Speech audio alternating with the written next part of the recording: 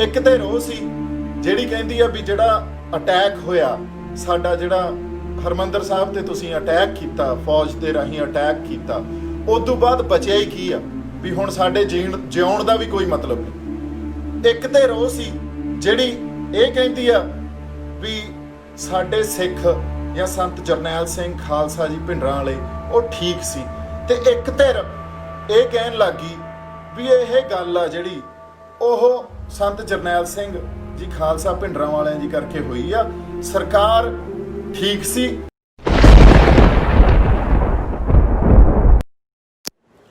ਸਤਿ ਸ਼੍ਰੀ ਅਕਾਲ ਜੀ, ਮੈਂ ਆਸ ਕਰਦਾ ਤੁਸੀਂ ਸਾਰੇ ਠੀਕ ਹੋਵੋਗੇ, ਤੰਦਰੁਸਤ ਹੋਵੋਗੇ। ਰੂਬਰੂ ਮੈਂ ਇਸ ਕਰਕੇ ਹੋ ਰਿਹਾ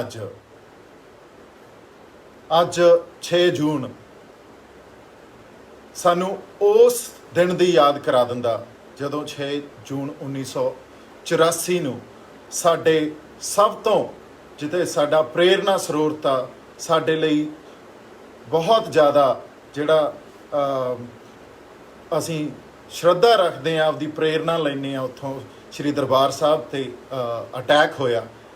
ਤੇ ਉਸ ਅਟੈਕ ਨੇ ਇਹ ਅਟੈਕ ਇੱਕ ਮੈਸੇਕਰ ਜਾਂ ਇਹਨੂੰ ਇੱਕ ਹੋਲੋਕਾਸਟ ਕਹਿ ਲਓ, ਜਿਹੜਾ ਕਿ ਸਾਡੇ ਸਿੱਖੀ ਦਾ ਜਿਹੜਾ ਪ੍ਰਤੀਕ ਆ ਜਾਂ ਸਾਡਾ ਜਿਹੜਾ ਪ੍ਰੇਰਨਾ ਸਰੋਤ ਆ, ਸਾਡਾ ਸੋਮਾ ਸਿੱਖੀ ਦਾ, ਉਹਦੇ ਤੇ ਅਟੈਕ ਹੋਇਆ। ਇਹ ਅਟੈਕ ਅਸੀਂ ਸੁਣਦੇ ਸੀ ਵੀ ਅਬਦਾਲੀ ਨੇ ਕੀਤਾ ਸੀ, 18ਵੀਂ ਸਦੀ 'ਚ ਅਟੈਕ ਹੁੰਦੇ ਆਏ ਸੀ, ਪਰ ਉਸ ਤੋਂ ਬਾਅਦ ਜਦੋਂ ਸਾਡੇ ਆਪਦਿਆਂ ਨੇ ਹੀ ਉੱਥੇ ਫੌਜ ਚੜਾਈ, ਉਹਦੇ ਤੇ ਅਟੈਕ ਕੀਤਾ, ਸਾਡੇ ਉਸ ਅਸਥਾਨ ਤੇ ਜਿਹੜਾ ਸਾਨੂੰ ਆਪਦੀ ਜਾਨ ਤੋਂ ਵੀ ਜ਼ਿਆਦਾ ਪਿਆਰਾ, ਤਾਂ ਇਹ ਗੱਲ ਹਜਮ ਕਰਨੀ ਬੜੀ ਔਖੀ ਆ ਸਾਡੇ ਲਈ। ਪਰ ਮੇਰਾ ਰੂਬਰੂ ਹੋਣ ਦਾ ਕਾਰਨ ਇਹ ਆ ਵੀ ਇਸ ਗੱਲ ਕਰਕੇ ਅੱਜ ਦੀ ਡੇਟ ਤਾਈਂ, ਇਸ ਤਰੀਕ ਤਾਈਂ ਵੀ ਦੋ ਧਿਰਾਂ ਖੜੀਆਂ ਹੋ ਗਈਆਂ। ਇੱਕ ਤੇ ਰੋਹ ਸੀ ਜਿਹੜੀ ਕਹਿੰਦੀ ਆ ਵੀ ਜਿਹੜਾ ਅਟੈਕ ਹੋਇਆ ਸਾਡਾ, ਜਿਹੜਾ ਹਰਮੰਦਰ ਸਾਹਿਬ ਤੇ ਤੁਸੀਂ ਅਟੈਕ ਕੀਤਾ, ਫੌਜ ਦੇ ਰਾਹੀਂ ਅਟੈਕ ਕੀਤਾ, ਉਸ ਤੋਂ ਬਾਅਦ ਬਚਿਆ ਹੀ ਕੀ ਆ, ਵੀ ਹੁਣ ਸਾਡੇ ਜਿਉਣ ਦਾ ਵੀ ਕੋਈ ਮਤਲਬ ਨਹੀਂ। ਇੱਕ ਤੇ ਰੋਹ ਸੀ ਜਿਹੜੀ ਇਹ ਕਹਿੰਦੀ ਆ ਵੀ ਸਾਡੇ ਸਿੱਖ ਜਾਂ ਸੰਤ ਜਰਨੈਲ ਸਿੰਘ ਖਾਲਸਾ ਜੀ ਭਿੰਡਰਾਂ ਵਾਲੇ ਉਹ ਠੀਕ ਸੀ, ਤੇ ਇੱਕ ਧਿਰ ਇਹ ਕਹਿਣ ਲੱਗੀ ਵੀ ਇਹ ਗੱਲ ਆ ਜਿਹੜੀ ਉਹ ਸੰਤ ਜਰਨੈਲ ਸਿੰਘ ਜੀ ਖਾਲਸਾ ਭਿੰਡਰਾਂ ਵਾਲਿਆਂ ਜੀ ਕਰਕੇ ਹੋਈ ਆ, ਸਰਕਾਰ ਠੀਕ ਸੀ, ਸਰਕਾਰ ਉਹਨਾਂ ਨੂੰ ਫੜਨਾ ਚਾਹੁੰਦੀ ਸੀ ਜਾਂ ਉਹਨਾਂ ਨੂੰ ਦਰਬਾਰ ਸਾਹਿਬ ਚੋਂ ਬਾਹਰ ਕੱਢਣਾ ਚਾਹੁੰਦੀ ਸੀ। ਹੁਣ ਜਿਹੜੀ ਗੱਲ ਆ, ਇੱਕ ਪਾਸੇ ਜੇ ਆਪਾਂ ਸੰਤ ਜਰਨੈਲ ਸਿੰਘ ਖਾਲਸਾ ਭਿੰਡਰਾਂ ਵਾਲੇ ਜੀ ਨੂੰ ਰੱਖ ਲਾਂਗੇ, ਇੱਕ ਪਾਸੇ ਆਪਾਂ ਸਰਕਾਰ ਜਾਂ ਇੰਦਰਾ ਗਾਂਧੀ ਨੂੰ ਰੱਖ ਲਾਂਗੇ, ਸਪੈਸ਼ਲੀ ਇੰਦਰਾ ਗਾਂਧੀ ਨੂੰ, ਇਹ ਗੱਲ ਜਾਂ ਇਹ ਵਰਤਾਰਾ ਇੰਨਾ ਕੰਪਲੈਕਸ ਸੀ ਜਾਂ ਇੰਨਾ ਕੰਪਲੈਕਸ ਹੈ, ਇਹ ਵਿਅਕਤੀਗਤ ਰੂਪ 'ਚ ਨਹੀਂ ਦੇਖਿਆ ਜਾ ਸਕਦਾ। ਇਹਨੂੰ ਵਿਅਕਤੀਗਤ ਰੂਪ 'ਚ ਨਾ ਤੁਸੀਂ ਸਮਝਿਓ ਵੀ ਇਹ ਸੰਤ ਜਰਨੈਲ ਸਿੰਘ ਭਿੰਡਰਾਂ ਵਾਲੇ ਇੱਕ ਦਿਨ ਉੱਠੇ, ਉਹਨਾਂ ਨੂੰ ਗੁੱਸਾ ਚੜਿਆ ਤੇ ਉਹਨਾਂ ਨੇ ਸਰਕਾਰ ਦੇ ਅਗੇਂਸਟ ਗੱਲਾਂ ਕਰਨੀਆਂ ਸ਼ੁਰੂ ਕਰਤੀਆਂ। ਇਹ ਇਹੋ ਜਿਹੀ ਕੋਈ ਗੱਲ ਨਹੀਂ ਸੀ। ਤੇ ਉਵੇਂ ਹੀ ਜਿਹੜਾ ਸਾਡਾ ਇਸ ਮੂਵਮੈਂਟ 'ਚ ਜਿਹੜੇ ਨੇ ਜਾਂ ਇਸ ਬਲੂ ਸਟਾਰ 1984 ਜਿਹੜਾ ਵਰਤਾਰਾ ਹੋਇਆ, ਇਹ ਮੈਸੇਕਰ ਹੋਇਆ ਸਿੱਖਾਂ ਦਾ, ਉਸ ਤੋਂ ਬਾਅਦ ਅਲੀਟ ਆ ਜਿਹੜਾ ਸਾਡਾ, ਉਹਨਾਂ ਨੇ ਸਾਡਾ ਸਾਥ ਨਹੀਂ ਦਿੱਤਾ। ਜਿਹੜਾ ਸਾਡਾ ਪੜ੍ਹਿਆ ਲਿਖਿਆ ਵਰਗ ਆ ਸਿੱਖਾਂ ਦਾ, ਉਹਨਾਂ ਨੇ ਕੋਈ ਸਾਥ ਨਹੀਂ ਦਿੱਤਾ। ਉਹ ਇਸ ਕਰਕੇ ਨਹੀਂ ਦਿੱਤਾ ਕਿਉਂਕਿ ਉਹ ਹਰ ਵਰਤਾਰੇ ਨੂੰ, ਹਰ ਸਟੇਟ ਦਾ ਜਿਹੜਾ ਜਾਂ ਰਾਸ਼ਟਰਵਾਦ ਦਾ ਜਿਹੜਾ ਕੋਈ ਪਾਲਿਸੀ ਆ, ਉਹਨੂੰ ਨੈਸ਼ਨਲਿਜ਼ਮ ਜਾਂ ਰਾਸ਼ਟਰਵਾਦ ਦੇ ਨਜ਼ਰੀਏ ਤੋਂ ਦੇਖਦੇ ਆ।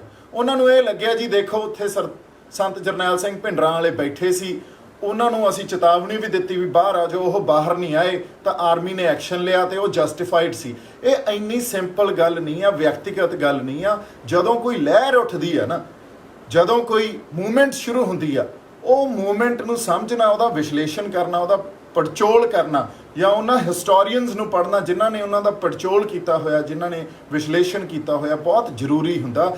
ਇਹ ਮੂਵਮੈਂਟ ਇੰਨੀ ਕੋਈ ਸੌਖੀ ਗੱਲ ਨਹੀਂ ਹੁੰਦੀ।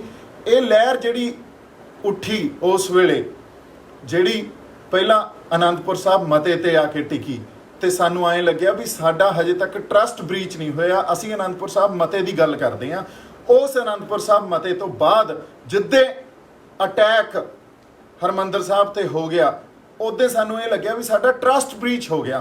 ਹੁਣ ਇਸ ਨੈਸ਼ਨਲਿਜ਼ਮ 'ਚ, ਇਸ ਰਾਸ਼ਟਰਵਾਦ 'ਚ ਤੁਸੀਂ ਟਰਸਟ ਬ੍ਰੀਚ ਕਰਤਾ, ਇਹ ਤੋਂ ਬਾਅਦ ਰਹਿ ਹੀ ਕੀ ਜਾਂਦਾ। ਸੋ ਇਹਨਾਂ ਲਹਿਰਾਂ ਨੂੰ ਸਮਝਣਾ ਬਹੁਤ ਜ਼ਰੂਰੀ ਹੁੰਦਾ, ਇਹਦੇ ਬਾਰੇ ਪੜ੍ਹਨਾ, ਇਹਦਾ ਪੜਚੋਲ ਕਰਨਾ, ਇਹਦਾ ਵਿਸ਼ਲੇਸ਼ਣ ਕਰਨਾ ਬਹੁਤ ਜ਼ਰੂਰੀ ਹੁੰਦਾ, ਕਿਉਂਕਿ ਇਹ ਲਹਿਰਾਂ ਸਾਨੂੰ ਬਹੁਤ ਕੁਝ ਸਿਖਾ ਜਾਂਦੀਆਂ।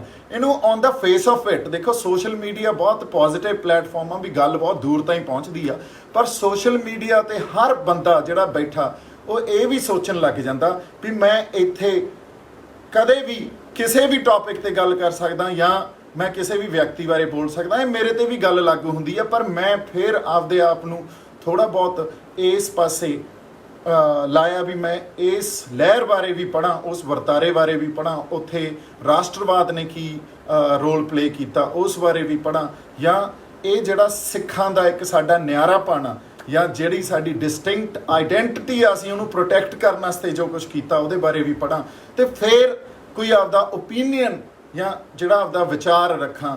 ਕਿਉਂਕਿ ਜਿਹੜੇ ਵਿਚਾਰ ਆ ਉਹ ਬਹੁਤ ਜ਼ਿਆਦਾ ਵੱਡੇ ਵਿਸ਼ਲੇਸ਼ਣ ਤੋਂ, ਪੜਚੋਲ ਤੋਂ ਬਾਅਦ ਬਣਦੇ ਹੁੰਦੇ ਆ। ਉਹ ਕਦੇ ਆਈ ਇਨਸਟੈਂਟ ਨਹੀਂ ਬਣ ਜਾਂਦੇ ਵੀ ਤੁਸੀਂ ਮੇਰਾ ਵੀ ਵੀਡੀਓ ਸੁਣ ਰਹੇ ਹੋ ਤੇ ਤੁਸੀਂ ਇਹਦੇ ਤੇ ਆਪਦੇ ਵਿਚਾਰ ਦੇਤੇ। ਇਨਸਟੈਂਟ ਵਿਚਾਰ ਨਹੀਂ ਬਣਦੇ ਹੁੰਦੇ, ਵਿਚਾਰ ਇੱਕ ਬਹੁਤ ਸਹਿਜ ਪ੍ਰਕਿਰਿਆ ਹੁੰਦੀ ਆ। ਵਿਚਾਰ ਮੇਰੇ ਖਿਆਲ 'ਚ ਜਿਵੇਂ ਆਪਾਂ ਕਹਿੰਦੇ ਆ ਵੀ ਹੌਲੀ ਹੌਲੀ ਸਭ ਕੁਝ ਪੜ੍ਹਨ ਤੋਂ ਬਾਅਦ, ਪੜਚੋਲ ਕਰਨ ਤੋਂ ਬਾਅਦ, ਵਿਸ਼ਲੇਸ਼ਣ ਕਰਨ ਤੋਂ ਬਾਅਦ ਹੀ ਪੱਕਦੇ ਆ, ਤੇ ਫਿਰ ਆਪਦਾ ਵਿਚਾਰ ਕੁਝ ਦਿੱਤਾ ਜਾ ਸਕਦਾ। ਤੇ ਵਿਚਾਰਾਂ 'ਚ ਜਾਂ ਵਖਰੇਵਾਂ ਹੋ ਸਕਦਾ, ਜਿਵੇਂ ਇੱਕ ਬਾਇਓਡਾਇਵਰਸਿਟੀ ਆ, ਇੱਕ ਕਲਚਰਲ ਡਾਇਵਰਸਿਟੀ ਆ, ਉਵੇਂ ਵਿਚਾਰਾਂ 'ਚ ਵੀ ਡਾਇਵਰਸਿਟੀ ਜਾਂ ਵਖਰੇਵਾਂ ਹੋ ਸਕਦਾ। ਤੇ ਉਹ ਵੀ ਆਪਸ 'ਚ ਮੇਰੇ ਖਿਆਲ 'ਚ ਸਾਨੂੰ ਜਿਹੜੇ ਗੱਲਬਾਤ ਕਰਕੇ ਉਹਨਾਂ ਸਾਰੀਆਂ ਗੱਲਾਂ ਨੂੰ ਨਜਿੱਠਿਆ ਜਾਣਾ ਚਾਹੀਦਾ।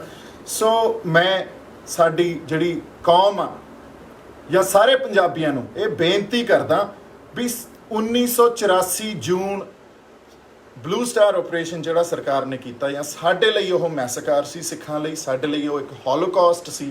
ਸਾਡੇ ਤੇ ਤੁਸੀਂ ਅਟੈਕ ਕੀਤਾ, ਸਾਡੀ ਨਿਆਰੇਪਣ ਤੇ ਅਟੈਕ ਹੋਇਆ, ਸਾਡੀ ਕੌਮੀਅਤ ਤੇ ਅਟੈਕ ਹੋਇਆ, ਸਾਡੀ ਡਿਸਟਿੰਕਟ ਆਈਡੈਂਟਿਟੀ ਤੇ ਅਟੈਕ ਹੋਇਆ। ਕਿਉਂਕਿ ਸਿੱਖ ਇੱਕ ਅਜਿਹੀ ਜਾਂ ਇੱਕੋ ਇੱਕ ਕੌਮ ਆ ਇਸ ਦੇਸ਼ 'ਚ ਜਿਹੜੀ ਆਪਦੇ ਆਪ ਨੂੰ ਨਿਆਰਾ ਸਮਝਦੀ ਆ, ਜਿਹੜੀ ਕਿ ਹੈ ਨਿਆਰਾ। ਸਾਡੀ ਗੁਰੂ ਨੇ ਸਾਨੂੰ ਬਖਸ਼ਿਆ ਹੀ ਨਿਆਰਾਪਣ ਹੋਇਆ।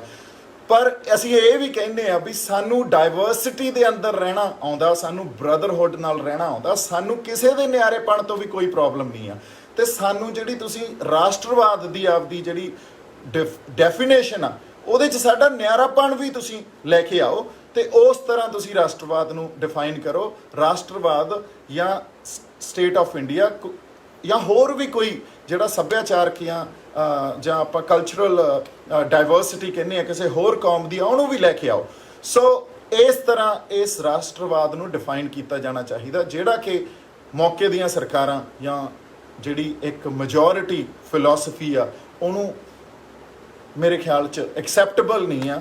ਔਰ ਇਸ ਕਰਕੇ ਇਹ ਸਾਰੀ ਫ੍ਰਿਕਸ਼ਨ ਜਿਹੜੀ ਪੈਦਾ ਕੀਤੀ ਗਈ ਆ, ਤਾਂ ਇਸ ਕਰਕੇ ਜਿਹੜੀ ਉਹ ਲਹਿਰ ਉੱਠੀ ਸੀ ਜਿਹਦੇ ਮੋਢੀ ਸੰਤ ਜਰਨੈਲ ਸਿੰਘ ਖਾਲਸਾ ਜੀ ਭਿੰਡਰਾਂ ਵਾਲੇ ਸੀ, ਉਸ ਲਹਿਰ ਨੂੰ ਸਮਝਣਾ ਬਹੁਤ ਜ਼ਰੂਰੀ ਆ, ਉਹਦੇ ਬਾਰੇ ਪੜ੍ਹਿਆ ਜਾਣਾ ਬਹੁਤ ਜ਼ਰੂਰੀ ਆ, ਕਿਉਂਕਿ ਇਹ ਵਿਅਕਤੀਗਤ ਗੱਲਾਂ ਨਹੀਂ ਹੁੰਦੀਆਂ। ਸੋ ਮੇਰੀ ਇਸ ਕਰਕੇ ਤੁਹਾਨੂੰ ਬੇਨਤੀ ਆ ਸਾਰੀ ਪੰਜਾਬੀ ਕੌਮ ਨੂੰ ਵੀ ਇਹਨੂੰ ਸਿਰਫ ਤੁਸੀਂ ਸੰਤ ਜਰਨੈਲ ਸਿੰਘ ਭਿੰਡਰਾਂ ਵਾਲਾ ਜੀ ਤੇ ਇੰਦਰਾ ਗਾਂਧੀ ਵਰਸਸ ਇੰਦਰਾ ਗਾਂਧੀ ਇਸ ਤਰ੍ਹਾਂ ਨਾ ਦੇਖੋ, ਇਹਦੇ ਤੇ ਪੜ੍ਹੋ, ਇਹਦੀ ਪੜਚੋਲ ਕਰੋ, ਇਹਦਾ ਵਿਸ਼ਲੇਸ਼ਣ ਉਦੋਂ ਬਾਅਦ ਕੀਤਾ ਜਾਣਾ ਚਾਹੀਦਾ ਜੀ, ਇਹਦੇ ਤੇ ਓਪੀਨੀਅਨ ਵੀ ਉਦੋਂ ਬਾਅਦ ਬਣਾਉਣਾ ਚਾਹੀਦਾ।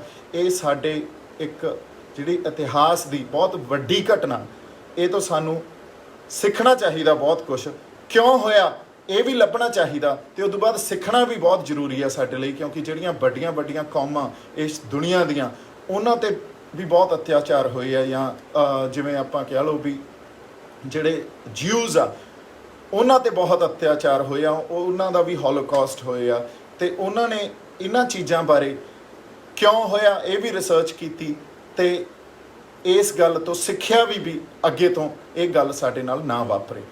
ਸੋ ਇਸ ਕਰਕੇ ਮੈਂ ਤੁਹਾਡੇ ਨਾਲ ਰੂਬਰੂ ਹੋਇਆ ਸੀ ਜੀ। ਦੂਜੀ ਗੱਲ ਜਿਹੜੀ ਮੈਂ ਕਰਨੀ ਚਾਹਣਾ, ਕੱਲ੍ਹ ਇੱਕ ਵੀਡੀਓ ਮੇਰੇ ਕੋਲੇ ਮੇਰੇ ਸਾਹਮਣੇ ਆਇਆ, ਜਿਹੜੇ ਆਪਣੇ ਭਾਈ ਰਣਜੀਤ ਸਿੰਘ ਢੱਡਰੀਆਂ ਵਾਲੇ ਜੀ ਆ, ਉਹਨਾਂ ਦਾ ਵੀਡੀਓ ਆ। ਉਹ ਤੀਜੇ ਕੁ ਦਿਨ ਲਾਈਵ ਹੋ ਕੇ ਜਾਂ ਆਪਦਾ ਵੀਡੀਓ ਬਣਾ ਲੈਂਦੇ ਆ ਵੀ ਦੇਖੋ ਫਲਾਨੇ ਜਿਹੜੇ ਜਥੇਦਾਰ ਜੀ ਆ ਉਹਨਾਂ ਨੇ ਮੇਰੇ ਬਾਰੇ ਫਲਾਂ ਗੱਲ ਕਹੀ, ਜਾਂ ਹੁਣ ਜਿਹੜੇ ਸਿੰਘ ਆ ਉਹਨਾਂ ਨੇ ਵਿਉਂਤ ਬਣਾ ਲਈ ਜੀ ਮੈਨੂੰ ਹੁਣ ਉਹ ਕੋਈ ਹਾਨੀ ਪਹੁੰਚਾਉਣਗੇ, ਫਿਜ਼ੀਕਲ ਮੇਰੇ ਤੇ ਕੋਈ ਗੱਲ ਆਊਗੀ। ਸੋ ਮੈਂ ਉਹਨਾਂ ਨੂੰ ਇੱਕ ਗੱਲ ਕਹਿਣਾ ਚਾਹਣਾ, ਦੇਖ ਜਿਹੜੀ ਪੰਥਕ ਗੱਲ ਹੁੰਦੀ ਆ ਨਾ ਸਰਦਾਰ ਆਪਣੇ ਭਾਈ ਰਣਜੀਤ ਸਿੰਘ ਢੱਡਰੀਆਂ ਵਾਲੇ ਜੀ, ਉਹ ਪੰਥਕ ਗੱਲ ਨੂੰ ਪੰਥ ਦੇ ਵਿੱਚ ਹੀ ਵਿਚਾਰਿਆ ਜਾਂਦਾ ਹੁੰਦਾ। ਉਹ ਜਿਹੜਾ ਪੰਥ ਦਾ ਇੱਕ ਕੈਡਰ ਹੁੰਦਾ, ਸਿੱਖ ਕੈਡਰ ਆ ਜਾਂ ਸਿੱਖ ਵਿਦਵਾਨ ਆ, ਤੁਸੀਂ ਉਹਨਾਂ ਨਾਲ ਬੈਠ ਕੇ ਇਹ ਗੱਲਾਂ ਕਰੋ, ਉਹਨਾਂ ਨਾਲ ਨਜਿੱਠੋ। ਇਹਨੂੰ ਪਬਲਿਕ ਪਲੇਟਫਾਰਮ ਤੇ ਪਲੀਜ਼ ਨਾ ਡਿਸਕਸ ਕਰਿਆ ਕਰੋ, ਕਿਉਂਕਿ ਲੜਾਈ ਜਿਹੜੀ ਇਸ ਟਾਈਮ ਪੰਥ ਨੇ ਲੜਨੀ ਆ ਉਹ ਹੋਰ ਆ। ਤੁਸੀਂ ਆਪਦੇ ਜਿਹੜੇ ਵੱਖ-ਵੱਖ ਵਿਚਾਰਧਾਰਾਵਾਂ ਦੀ ਗੱਲ ਆ ਜਾਂ ਪੰਥ 'ਚ ਬਤੇਰੇ ਆਪਸ 'ਚ ਜਿਹੜੇ ਫ੍ਰਿਕਸ਼ਨਸ ਹੁੰਦੀਆਂ, ਉਹਨਾਂ ਨੂੰ ਹਮੇਸ਼ਾ ਪੰਥ ਨੇ ਆਪਦੇ ਵਿਦਵਾਨਾਂ ਨਾਲ, ਆਪਦੇ ਜਿਹੜੇ ਕੈਡਰ ਦੇ ਬੰਦੇ ਆ ਉਹਨਾਂ ਨਾਲ ਬੈਠ ਕੇ ਹੱਲ ਕੀਤਾ। ਉਹਨਾਂ ਬੰਦਿਆਂ ਨੇ ਨਜਿੱਠਿਆ ਜਿਹੜੇ ਉਸ ਗੱਲ ਦੇ ਸਮਰੱਥ ਆ, ਉਹਨਾਂ ਸਿਧਾਂਤਾਂ ਨੂੰ ਸਮਝਣ ਦੇ ਸਮਰੱਥ ਆ।